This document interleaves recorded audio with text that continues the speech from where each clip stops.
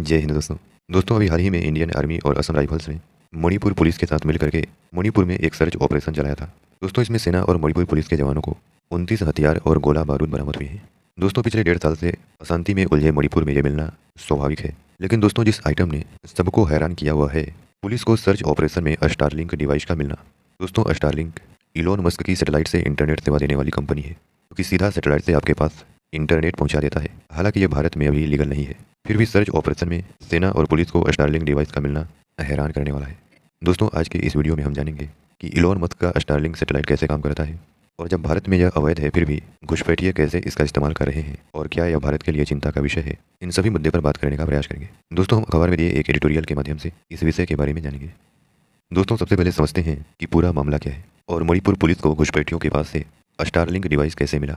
दोस्तों, भारतीय सेना, असम राइफल्स और मणिपुर पुलिस ने मणिपुर के कुछ जिलों के पहाड़ी और घाटी इलाकों में अभी हाल ही में एक सर्च मिशन चलाया था। टीम ने इम्फाल पूर्वी जिले के खुनौ में मैतेई विद्रोहियों से हथियार के साथ स्टारलिंक डिश राउटर और लगभग 20 मीटर की एफटीवी केबल बरामद किया है।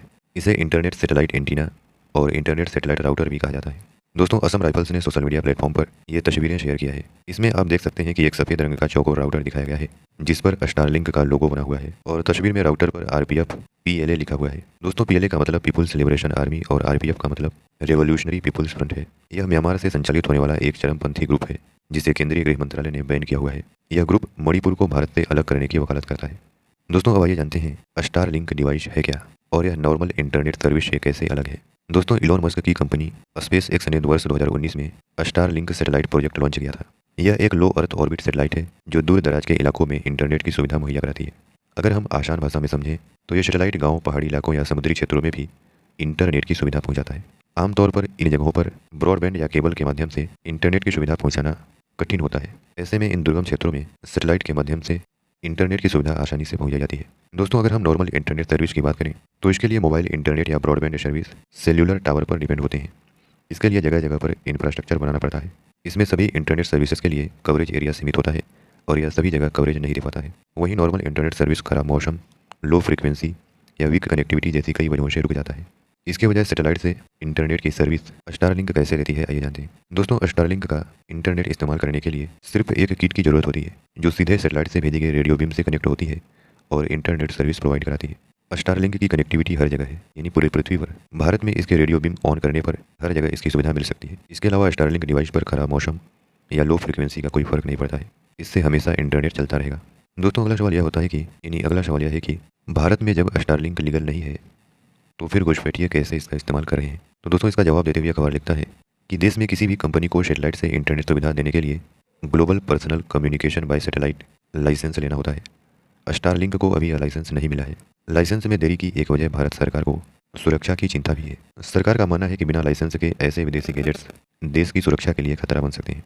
इन डिवाइसेस के जरिए डेटा ट्रांसमिशन के लिए सैटेलाइट सेवाओं का इस्तेमाल आम हो जाएगा जिस पर सरकार का कंट्रोल नहीं होगा। अखबार लिखता है कि फर्स्ट पोस्ट की रिपोर्ट के मुताबिक सुरक्षा अधिकारी मणिपुर मामले की जांच कर रहे हैं। इस डिवाइस को देश में तस्करी के प्रतिबंधों से बचने के लिए फर्जी जियो टैगिंग करने के लिए लाया गया होगा। ऐसा माना जा रहा है कि इस गैजेट्स को म्यांमार से भारत में तस्करी करके लाया गया है। भारत और म्यांमार बॉर्डर खुला हुआ है। कुछ किलोमीटर छोड़ दिए जाए तो बाकी पूरी सीमा पर कोई कंटीली बाड़ तक नहीं है, जिसके चलते तस्करी करना आसान है। अखबार लिखता है कि म्यांमार में डिजिटल डोमेन में बदलाव के नज़र रखने वाले म्यांमार इंटरनेट प्रोजेक्ट के मुताबिक म्यांमार में लगभग 3000 स्टारलिंक कनेक्शन है। आम जनता इन डिवाइसेस का इस्तेमाल अलग अलग जगहों पर करती है। इसके साथ ही सरकार से लड़ने वाले जातीय विद्रोही लोग भी स्टारलिंक डिवाइस को चलाते हैं। दोस्तों, आपको बता दें कि इलोन मस्क की कंपनी स्टारलिंक दुनिया भर में सैटेलाइट से इंटरनेट की सेवाएं मुहैया कराने के लिए अंतरिक्ष में लगभग 6500 से ज़्यादा सैटेलाइट स्थापित करके रखा है। स्टारलिंक सैटेलाइट धरती की सतह से 500 से 1000 किलोमीटर के बीच मौजूद है, जबकि अन्य सैटेलाइट की धरती से दूरी 36,000 किलोमीटर होती है। सैटेलाइट का यह समूह धरती के किसी भी हिस्से के भाग में बीम इंटरनेट कवरेज करता है। दोस्तों, इससे सैटेलाइट का नेटवर्क यूजर्स को high speed, low latency internet coverage मुहैया कराता है।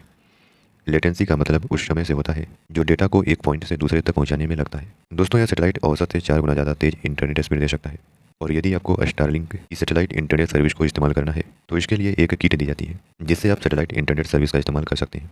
दोस्तों, स्टारलिंक के किट में ये कुछ गैजेट्स होते हैं जैसे माउंटिंग ट्राईपोड, एक WiFi router, power supply cables, इसके साथ ही Starlink dish. High speed internet के लिए डिश को खुले आसमान के नीचे इस प्रकार रखा जाता है। वहीं iOS और एंड्रॉयड पर स्टारलिंक का ऐप मौजूद है जो सेटअप से लेकर के मॉनिटरिंग प्रक्रिया को पूरा करता है। आने वाले समय में सैटेलाइट की संख्या 12,000 तक ले जाने की योजना है। तो अगला सवाल यह है कि चूंकि यह भारत में लीगल नहीं है अभी, फिर भी कुछ घुसपैठियों और अराजक तत्वों के द्वारा इसका इस्तेमाल करते हुए पाया गया है, तो क्या भारत सरकार इससे निपटने को तैयार है? तो दोस्तों इसका जवाब देते हुए अखबार लिखता है कि सैटेलाइट डिवाइसेस का इस्तेमाल भारत की सुरक्षा को तोड़ने के लिए किया जा रहा है। नई टेक्नोलॉजी के जरिए बढ़ रहे अपराधों को रोकने के लिए नए कानून बनाने की आवश्यकता है। विद्रोही सैटेलाइट इंटरनेट का इस्तेमाल कर आतंकवाद विरोधी अभियानों को बढ़ा सकते हैं। नई टेक्नोलॉजी से उन्हें दूर दराज के इलाकों में आसानी से इंटरनेट मिल रहा है। इससे वे आसानी से कम्युनिकेशन बना सकते हैं और प्रचार अभियान भी चला सकते हैं।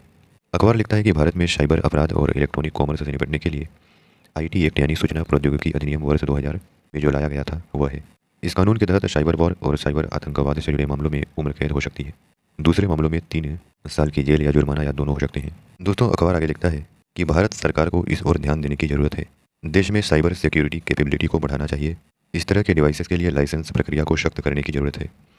अगर ऐसा नहीं हुआ तो यह टेक्नोलॉजी देश के खिलाफ नया हथियार बन जाएगी। सरकार को इससे बचने के लिए आईटी एक्ट में बदलाव लाने होंगे। दोस्तों अब अगला सवाल यह है कि क्या दूर दराज के इलाकों और कॉन्फ्लिक्ट जोन में स्टारलिंक के इस्तेमाल का एक पैटर्न सा बन गया है? तो इसका जवाब देते हुए अखबार लिखता है कि वर्ष 2019 में लॉन्च होने के बाद कई देशों में इस सैटेलाइट का इस्तेमाल वॉर में करना शुरू कर दिया है। इस प्रोजेक्ट की मदद से कई देशों ने मुश्किल इलाकों में भी अपनी पहुंच बना ली है। इससे सैटेलाइट के फायदे और नुकसान सामने आने लगे हैं। अखबार लिखता है कि जुलाई 2024 में स्टारलिंक की ओर से इजराइल हमास के बीच जंग के दौरान गाजा में सैटेलाइट इंटरनेट सर्विस शुरू की गई। इलॉन मस्क ने कहा कि स्टारलिंक सैटेलाइट इंटरनेट सेवा को यूएई और इजराइल की मदद से गाजा पट्टी के एक हॉस्पिटल में शुरू किया गया है। इसके बाद गाजा के हॉस्पिटल में वीडियो कॉल के जरिए इलाज होने लगा।